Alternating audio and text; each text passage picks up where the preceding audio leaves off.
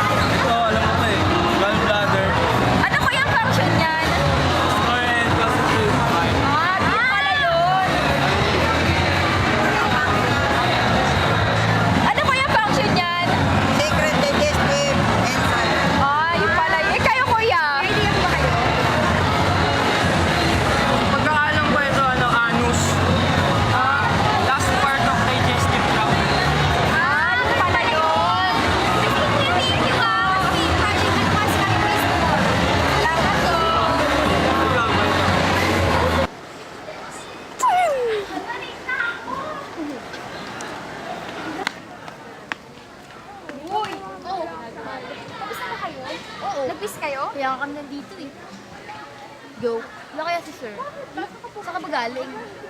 Ah, galing kasi akong Walter eh. Kumain ako doon, tapos tumakbo na lang ako papunta dito. Ganun? Layo ah. Pagod ako. Oh. Opo.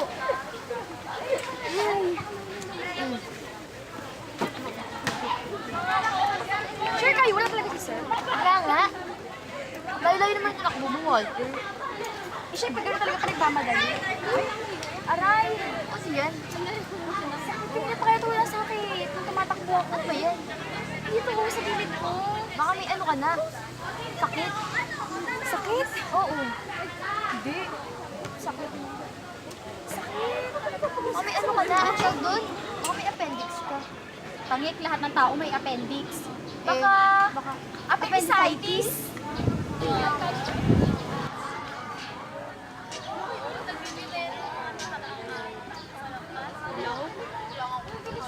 Hello?